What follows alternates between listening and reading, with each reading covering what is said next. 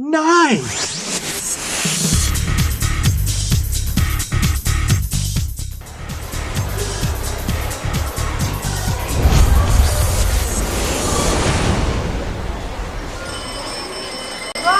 Quiet on the set. Camera speed. Sound production. Sequence Take if we one. can. This is the opening caption.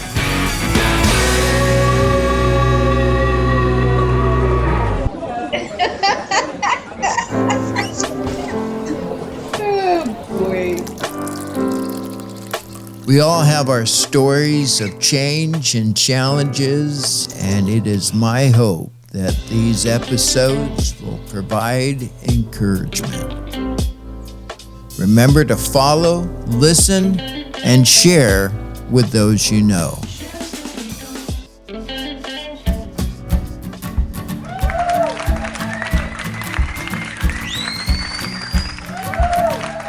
Well, I want to welcome my listeners to the podcast today. You're in for a treat. In studio, we have the amazing Baron Wiley. Welcome, Mr. Wiley. How are you doing today? Well, Mr. Barry Scott Young, I am great. How's the amazing Barry Young? Oh, man, it's been a few years. I would definitely say that. You know, you are definitely one of those guys in my life that I highly appreciate and love, and we never, ever spend any time together. I know. I think you borrowed something of mine and never gave it back. What's up with that? That's true. Well, I'm excited to hear from you and the telling of your story. Let's get into this. Tell me, where does your story start? Well, let me back up on something you just said that kind of triggers this thought, and that would be, you said everybody's got a story to tell. Well, the question is that who's the author of this story? And I think we both know the answer to that, the author and finisher of our faith. And so it's almost like, you may know, I know, I'm not in control of this story. Someone else is writing it, and I'm just going to be the steward, or the character in the story. That's right. And just kind of go down all these roads and adventures that the Lord leads us on. So I say that it's nothing that I've ever done, or that I'm just, again, I'm experiencing this gift called life, and I get to meet some amazing people along the way, just like Barry Scott Young. So thank you for letting me to be on today. I own a radio station, and so I get to interview people. I never get interviewed, so this is different for me. So so bear with me. Tell them all about that. They don't know where, they don't know what. Yeah.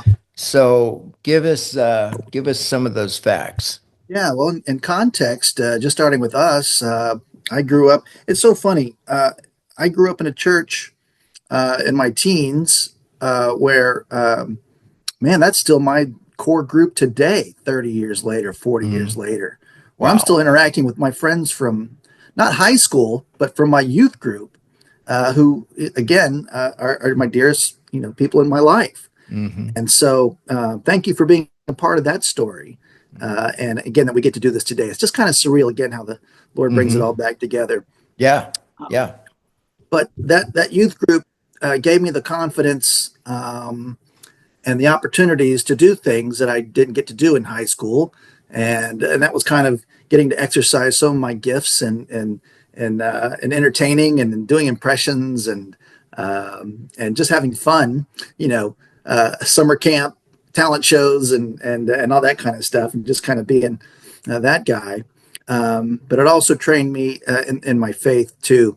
And just a core group and youth Bible studies and just kind of gave me all the tools to go out into all the world, starting with college, and then who knew what was going to happen after that.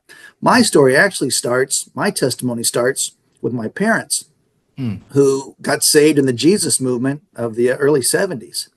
And the reason why they got saved is because, one, they had me out of wedlock and got married. And, it was 1968, and I'll say it, they were hippies in the culture. Along came my sister, and then my brother. And now we're about 1972. And my sister got a virus And to this day, I couldn't tell you what it was. Medicine wasn't then what it is now. And so she passed away. And my Ah, parents knew that she wasn't going to be reincarnated like the culture said, like the hippies said, that she was with the God that they knew as children when they went to church as kids. And so first, my mom got born again, and then my dad radically got born again. Cold turkey, drinking, smoking, drugs, everything, gonzo, radically born again. And so from my age of 4 to 5, now all of a sudden I'm raised in the church at a small church in Houston, Texas.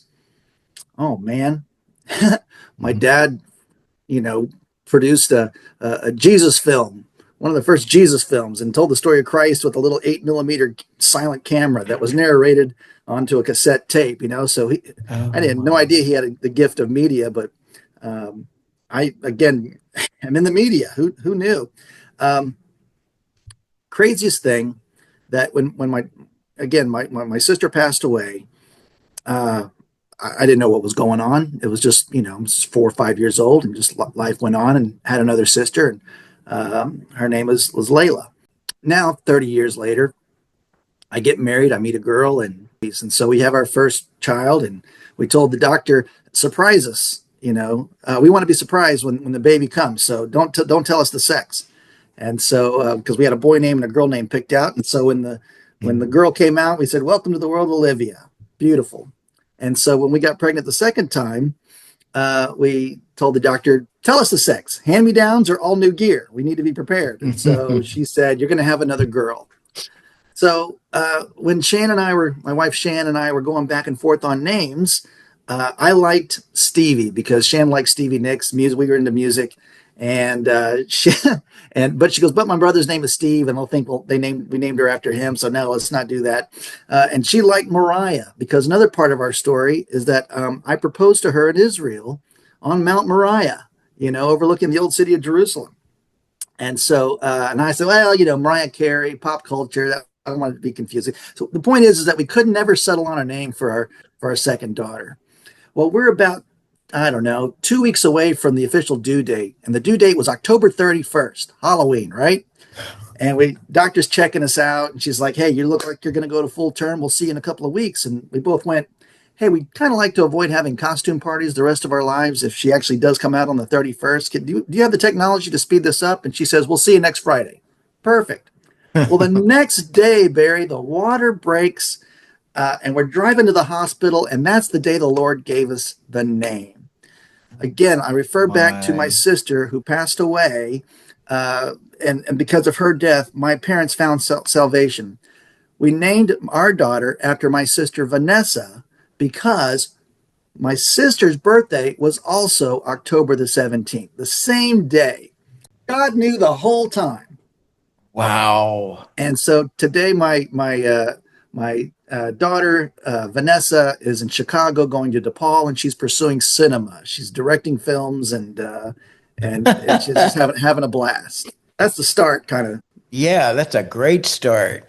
So you really got your interest from your dad with the media stuff. I don't know if that's really true. I just as we're talking, I just forgot about that he did this Yeah. film. Yeah. He would record me and my brother on a cassette player, like a lot of dads did, just to capture our voices. And I think I've got that tape still around here somewhere. Oh my. And so getting in front of a microphone wasn't a big idea. But me and my brother took that same cassette player and made our own little skits on it, made our own little shows, and we did these little mock things, and we'd play them in front of the family, and it'd get played back at Christmas time. So I was kind of doing podcasts before they were cool. Oh my. You're in Boerne, Texas, is that right? Correct. Boerne, Texas is just north of San Antonio, up I-10. Okay. That's kind of the first little city outside of San Antonio. It was a sleepy little town of about 10,000, and then with California moving to Texas, we've doubled in size here in the last 5 years. It's just crazy. I was in media. So my first break came in 1991 when San Antonio had no more Christian radio stations, and a local pastor, Pastor Jim Bear, recognized it as well. And so he raised money to start a new radio station. So I went to every bake sale and skating rink fundraiser there was to help usher in Christian music, because I love Christian music so much.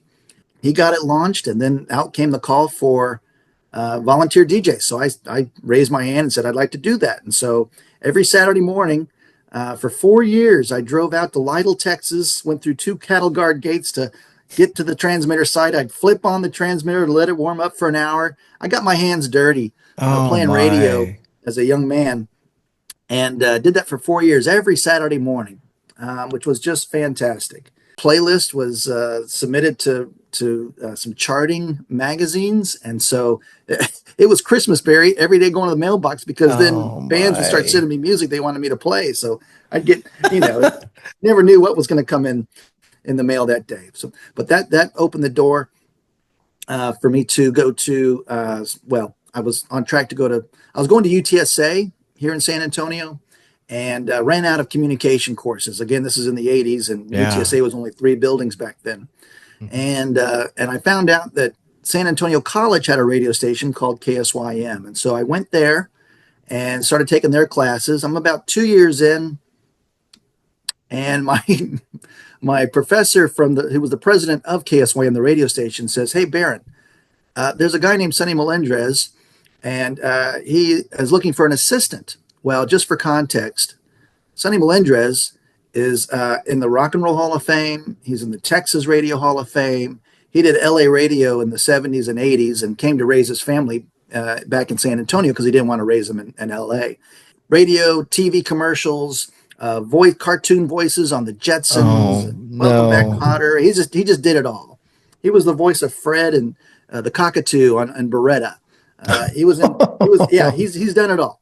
Born before presidents. Anyway, this guy's now got a radio show in San Antonio. I didn't listen to the Magic 105 back in the day because that wasn't my music. I was into Christian alternative music of the 90s.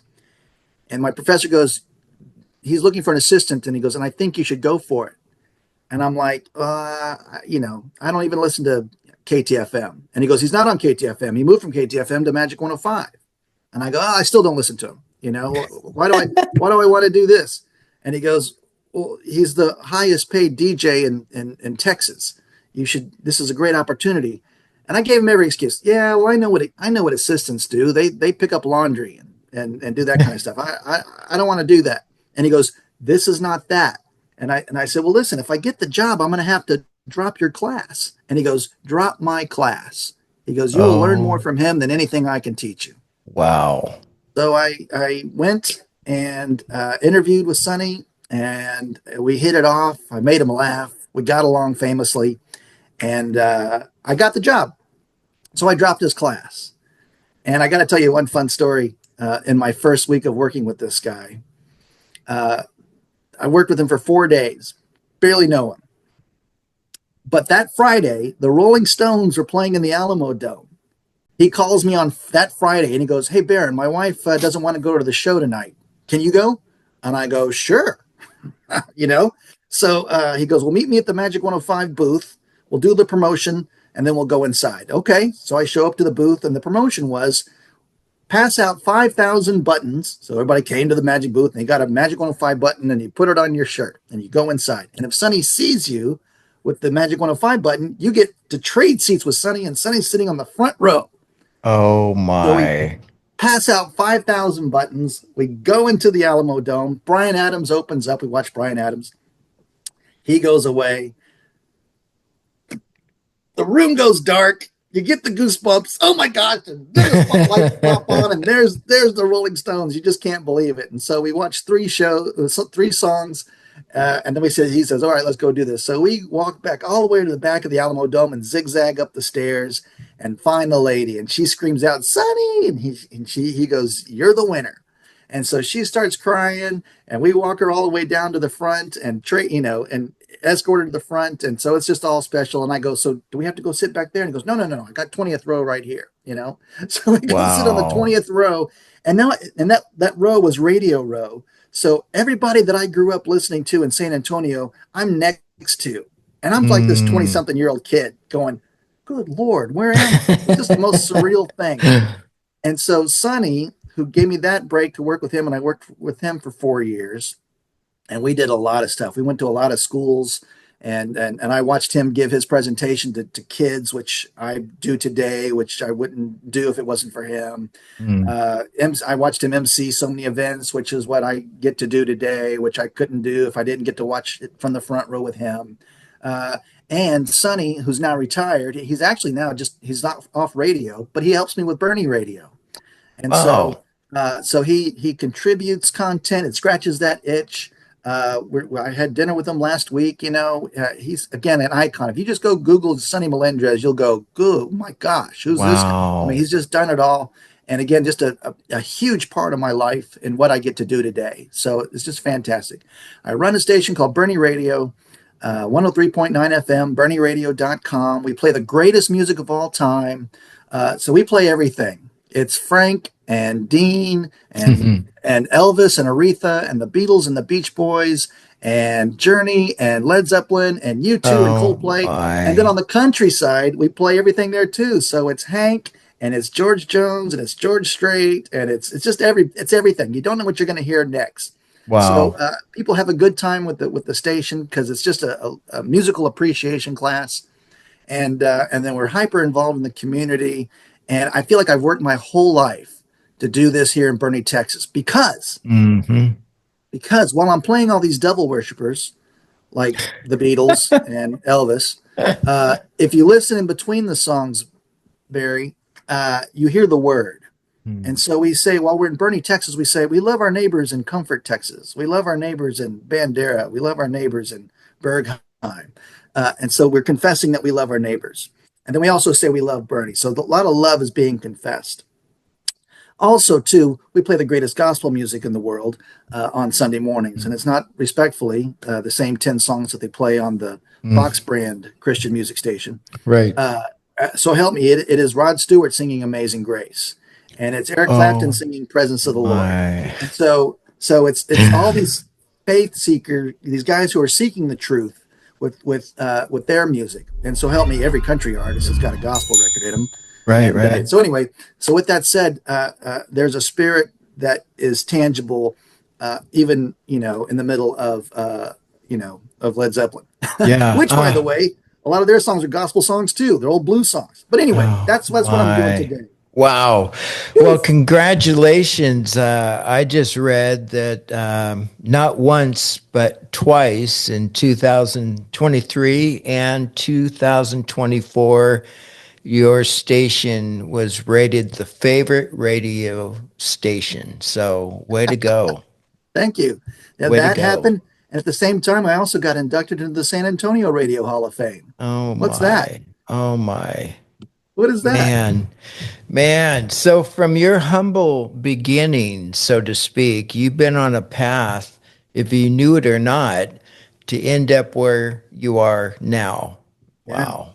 that's just totally crazy. And again, I'm not in control. From Sonny for 4 years, I worked with him, and I got recruited by a record label in the mid '90s, and so I Hmm. got to be on the other side of the microphone, trying to call radio stations across the country to play our artists. And we started off with 3 artists in the garage of the guy who ran the place, and Mm. that turned into us moving to the 24th floor of the Westin Center in downtown San Antonio. And it was great. I got to travel with bands and go on showcases on tour with the bands and sell our product and go to Nashville for the GMA Hmm. and go to LA to meet the sales team and go to New York and host a rock conference, etc. So it was again just what's going on. And I was all single during Yeah. the Yeah. '90s, and I worked like crazy. That's for sure. Oh, I bet. But right at 2000, right before 2000, the record label was growing like crazy, and it moved to Nashville. And that was kind of the plan all along. But I think I told you I met a girl, and so it just made sense to stay and kind of fall back into radio again, which is what I did. Hmm. And like I teased earlier, this girl was a girl I blew off actually for a year. My mom was my mom was pushing her on me because they were both at the same Beth Moore Bible study. But my mom did, and I said, I can't, Mom. I'm working too much. I'm gone too much. I don't have time. This, I'll tell you this. Can I tell you another story? Yeah. Uh, she goes, this girl's really special, Baron. You need to meet her. And I go, Mom, no, I can't because I work too much. And if I've ever gone out with a girl before, Mom, don't repeat this. But here's the problem. They end up falling in love with me, and I got to be the bad guy that says I can't be there on Friday because I got to work, or I'm out of town or whatever. And so a couple weeks later, she goes, well, you're going to kill me. And I go, you didn't. And she goes, you didn't tell, her name's Shan. You didn't tell Shan what I told you. And she goes, well, no, but I told her, and she told her, and she told Shan. So she goes, so Shan wrote you this. And she slides a letter across the table to me. And and it says, Dear Baron, you don't have to worry about me being in love with you because I've never been in love before. So get over yourself. My. But if you ever want a friend, let me know. Oh my gosh. So again, I'm like now embarrassed. Well, I finally, after a few months pass, I work up the nerve to call her, and I had tickets to a Spurs game, and I called her and asked her out, and I said, hey, I got tickets to this game. Would you like to go? I met her once. I've only met her once by then. And she goes, well, when is it? I said, well, it's next Thursday. And she goes, well, who's playing? I said, who cares who's playing? It's a date, a Spurs game, And she goes, all right, I'll go. And I go, great, it'll be fun. And she said, well, we'll see. Wow. We'll see. Who are you? So she is quick, and she's witty, and she's hilarious, and she's beautiful. And so here's the deal. My mom asked me to asked if I would go with her to Israel on this Beth Moore trip because she was going to film her Jesus the One and Only series back in 2000. And who doesn't want to go to Israel with her mom? Sure, I'll sign up for that. Well, before, again, I even met her, Shan also signed up for the same trip with her roommate. And so I ended up, again, asking her out. We started dating. And then 4 months later, we're in Israel, which is where I proposed to her in Jerusalem. Oh, my. Which is just, again, part of the story where you go, this is bigger than me. Yeah. Here we are. How long have you been married now? Well, it was in the year 2000. So this July will be 25 years. Oh, that's easy. Wow. Yes, sir. When you think about our lives, there's a lot of stuff that happens because the Lord is guiding us, directing us. There's a lot of things that we go through that we never signed up for that actually we learn stuff from.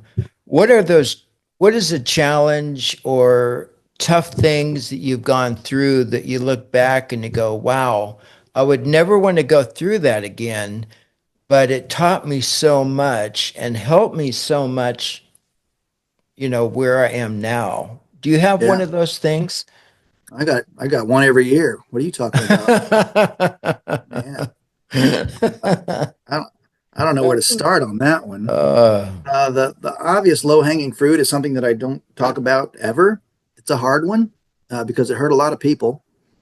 But my father, I was working while I was working for the record label, which was part-time in the mornings. Mm-hmm. I was working at night at a country club here in San Antonio called Santerra. I was there 13 years, and I was the dining room manager. Actually, no. At the time, I was just a waiter. And I was in my early 20s. And my dad did something horrible, which qualified him to be arrested and serve, over 25 years. Mm. And so all of a sudden, there's a scandal and there's pain, and my mom is devastated, and she had to be admitted, and it's just a super hard time. Broke up the family, and I'm in my 20s. I'm out of the house already, but it is what it is. But I take that back. I wasn't even out of the house. I was still going to college, and living in that home. Mm.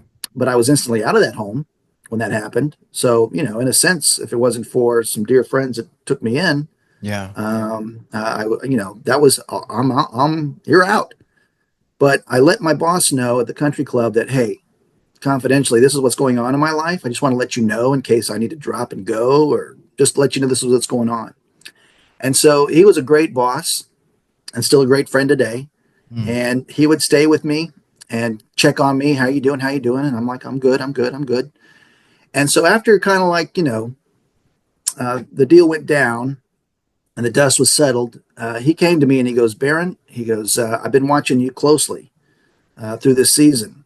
And I watched how you handled yourself in this season.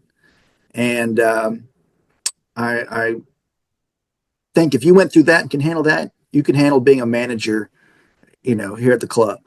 And so that's the day I got my promotion because of that horrible experience. Wow. Now, because I had that experience in management, that allowed me to move up in other, in my radio world. So when the label moved to Nashville and I had to get back into radio, I came back I got a job this is another God story on me just going to play golf with Sonny, and Sonny was out of work too. Wow. His other station went out of business. And so I said, let's go play golf. And so he says, can I bring somebody? And I said, well, sure. I'm not paying for him. I'll pay for yours, but I'm not paying for that other guy. Well, the other guy was the sales manager at KSLR here in San Antonio. Oh yeah. So, so by the end of the 18th hole, his name is Jim Vance. Jim goes, well, what are you doing, Baron? And I said, I'm not doing anything, and the label moved and I'm out of work. And he goes, well, what do you think? He goes, we want Sonny to come do the morning show on KLUP, the sister station. And he goes, why don't you come produce the station and do sales in the afternoon? And so I said, when do we start? And he goes, January 2nd. And so I got hired on the golf course that day. Nice. And so now I'm at KSLR and I'm the morning show producer and doing sales in the afternoon. Well, 6 months into the gig, the operation manager gets promoted to GM. And that operations manager encouraged me. He goes, hey, because of your experience and your management experience at Sonterra, you should apply to be the operations manager. So I became the operations manager, and then the program director, and then the sales manager, and then the director of sales over 4 radio stations. And then I was a heartbeat away from being the general manager. But this opportunity came to come to Boerne, Texas to run a nonprofit that needed a media director. And they said, we want to do a podcast and a radio show and so someone in charge of the media. And you've helped us before in the past. So we'd like you to do this. And we'll pay you the same thing you're making at KSLR. Okay. And it's missional too. It was gospel laden. It was sending audio Bibles to missionaries, around the world in their language. Very, very special. And so I told my boss, I said, I've got this opportunity and I think I'm going to take it. And he said, well, you might not want to take it. I'm about to retire and this chair's yours. And I'm like, well, you've been telling me that for 5 years. And I think I'm going to jump out of the boat. And so I jumped out of the boat. And here's the other kind of, desert experience. We jump out of the boat. I quit the corporate job to go work for a nonprofit with zero. And we got to raise our own money and get it done. Well, 3 months into the gig, this thing called COVID happens. Everything dried up. And so now I'm in Boerne, Texas with no job. And I can't go back to Egypt because the guy that replaced me became the GM. He did retire 3 months later. And so I did get our program onto this thing called Boerne Radio. It didn't know it existed. And when I called the number for the first time, the guy answers the phone and he goes, Boerne Radio, this is George. And I go, George Chambers? And he goes, Baron Wiley? Well, George is my engineer at KSLR. We work together. Oh my. I said, George, you retired. What are you doing? And he goes, I did. And I got bored and I looked on the FCC website and saw the station was available. So I bought it. I took over the license. And I go, well, I got this show. And he goes, well, let's put it on. So he put it on. Again, COVID happens. Then I got to call George back and go, hey, man, I got to cancel the show. And he goes, well, great. And he goes, well, you run the station for me. And I said, and it was like divine inspiration came over. And I said, I'll buy it. I'll run it for you if you'll let me buy it from you when you're done with it. And he goes, I couldn't see it any other way. So I worked again for free until I could ramp it up and go. And after a year, I figured out this is going to work. And so I said, all right, George, I'm going to buy it. Well, here's the other big kicker. So February the 7th, I think, of 2021. I'm in the lawyer's office to slide a check over to George and his wife. But 2 weeks before we buy the station, George woke up, got dizzy, hit his head, and passed away. No. George, yeah. And George he asked me, he goes, "Can I stay on as your engineer?" I was like, "Of course." I said, You know where everything's at, you know? I don't have an engineer. I'm not an engineer. And so I bought a station with no engineer, no IT guy, Oh, and nothing. And wow. and just walking into that totally on faith, in debt up to my eyeballs because I just borrowed the money to Sure. buy the station with nothing. But God, and miracle after miracle, here we are today. And again, I feel like I've worked my whole life to do this. So I'm telling you, Barry, I mean, God's Ah, just been, even through the mountains and the valleys. Yea, though I walk, man, I run through the valley to get out as soon as I can to get back to the top of the mountain because the signal is better up there. oh my. So the station is doing well now? Yes, sir. On the surface, the way it's Hmm. perceived, yes, but there's always gremlins in Yeah. radio, and so I've got a tower issue that I can't solve, except for I'm going to need a Jimmy Stewart. It's a Wonderful Life. Break the jukebox money. Hmm. Solve my $1 million problem. Um, but again, I don't lose sleep over it because I know it's not my story. God's writing it. Yeah. We'll be right back.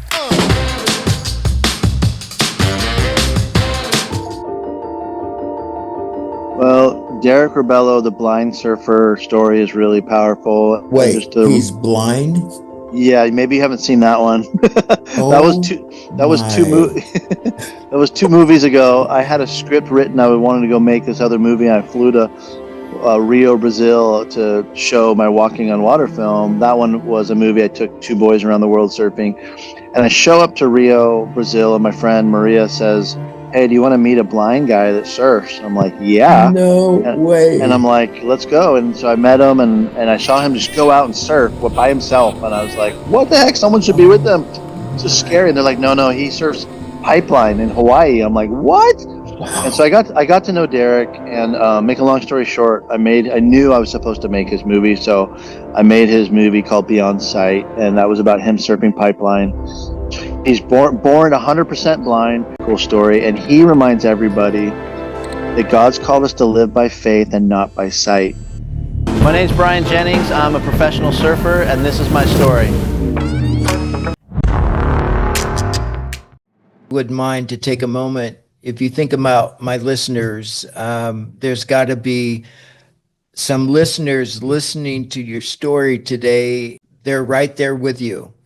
They're currently going through the hardest time of their life. Just hearing what you came through, it may have stirred up this being overwhelmed. Uh, if you could look right into their car or their home today, what would you say? Well, in Scripture, I'm just going to lean on the famous "Give us this day our daily bread." So that's today. Just get through today. Make it about today. Tomorrow's got its own problems. Mhm. Focus on today and right now. Look up. Have the Lord's name on your tongue, and know that He's with you. He's a good shepherd with his rod and his staff. Just get through today and watch and just be faithful to the Lord. Wait on the Lord, and I think that has a double meaning there. Wait means be still, and then wait also means like a Yeah. waiter. Waiter, like a Yeah. waiter waits on you and wait on the Lord. Well, do something good. What are you doing good instead of sitting in your own sorrow? Go Hmm. bless somebody.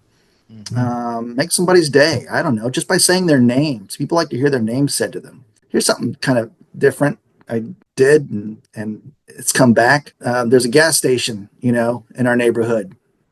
Those people worked on Christmas Day, and those people worked on New Year's Eve, and all that kind of stuff. And so, bring the guy behind the counter, buy a gift card off the rack there, and then hand it to the get a $10 Walmart card and hand it to him. Thanks for working today. And oh my gosh, you just don't know what that'll do. Do something good is the bottom line, Yeah. and that comes back. That helps you get out of your funk. Wow. After I bought the station, So help me. That was in February. And then that May, within 5 months of officially owning the station, lightning strikes my tower and takes us off the air. No. And again, I did get an engineer, but he's just a guy to keep me legal. God bless him. It's hard to find AM engineers anymore. The kids today don't want to be engineers. They want to write video games and be influencers. Right. So my engineer is 76 years old. I can't climb towers, but I can keep you legal. Okay. Well, anyway, we get struck by lightning, zapped, and we are off the air. And I woke up and told Shan, I said, we're done. That was fun. We're done. And my engineer lives in San Antonio. I'm in Boerne. I can get to the tower site a whole lot faster than he can, but I don't know what to do once I get there. Right. So maybe I can get up there and then call somebody and they can talk me through. Barry, I get up there and I don't know what to do. And I don't got the tools. And we are off the air. And then I get a phone call out of the blue from a guy named Justin McClure. Justin McClure is a radio station owner in Kerrville, which is the next city past Boerne, about 40 minutes away. Hey, man, what's going on? I heard you're off the air. I'm like, is this guy calling to gloat? We're competitors, And I said, yeah, man, I got struck by lightning. And he goes, well, what do you need? I said, I am not smart enough to know what I need. I just know that we're off the air. And he goes, I'll be right there. Oh, and by the way, I've only met this guy once, and I met him at George's funeral. And so I go, okay. And so I wait, and he shows up in his pickup truck, and he's got the gear, and he pulls out not a brand new transmitter, his backup transmitter, and gets me back on the air, like that day. And I go, why are you doing this? And he goes, hey, man. He goes, well, one, we're broadcasters. We need to have each other's backs. Two, he goes, when I was new in Kerrville, he goes, guess who helped me out? George. George Chambers, the previous owner. So, dude, if it wasn't for him, I wouldn't be doing what I'm doing in Kerrville. So this is payback for that. Wow. And exactly. And so I woke up that day going, we're done. And then before the sun set, we're back on the air. Oh, my word. What a great story. Yeah. So again, fear not. Yeah. Yeah. Oh. But man, that was the longest time of of going, dear Lord, while we were off, But that just anticipating if it can be fixed, when you're going to go on, not knowing how you're going to get back on. All right. So can I tell you part 2 of that story? Sure. So again, same May, same Central Texas Hill Country tower. And guess what? It gets zapped again. Oh, and it takes us down again. And so Justin McClure calls me up. Hey, man, what you need? And I go, I don't know, dude. And he goes, I think this is the big one. So he came down again. Wow. And like MacGyver, he picked up a pole off the ground and wrapped coax cable around it and stuck it on the roof and got me back up half an hour before the high school baseball game was supposed to air. Oh, my. Again, a Christmas miracle. However, this time it was really fried. And so I was only operating it at half power. It only reached. Now, I was streaming just fine. You could hear us on the internet, and that was cool. But again, I'm limping. And so, Barry, and again, I've been running the station for a year, and I'd only owned it for half a year. And word got out that that Jimmy Stewart's in trouble, that George Bailey needs help. And because it cost $5,000 to hire a crew to go climb the tower once and to come back down. And for what I needed, that was at least a 4-tower climb. So it was going to cost me $10,000 just to pay the people to go up and down. Barry, this town held a fundraiser for a radio station that didn't really exist the year before, and raised enough money for me to pay those tower climbers. Whoa. Because they believe in what's coming out of the speakers. Yeah. Oh my. Boerne, Texas, BoerneRadio.com is the website. if you go to your app store, if you type in BOERNE, we're the only Bernie app that's in there. You can have us on your phone. You can listen on demand anywhere in the world. And what's so cool about technology today, as you know, is that I've got listeners in France and England and Germany and India and but Japan and Australia. It's fun to see the map light up. Well, you have definitely traveled many miles since the last time we were together. And it's so exciting to see where you are and also who you are. And I'm really proud of the man that I am speaking to today. So, Baron, I just appreciate you. Thank you for sharing your story. And I can't wait to hear of many things that the Lord takes you through because you know how to follow. Well, I'm proud of you, Barry Scott Young, for you being obedient to the Spirit, for using your gift, and for embracing your new norm. You're the encouraging guy who gives a platform for stories to be told, and people you don't know who's going to find it all over the world. And so I want to encourage you to keep up the good work and to be faithful. And God bless you. Thank you for coming into my life. Well, we have a lot more to say, and so we will talk some more, my friend. Thank you so much for being with us today.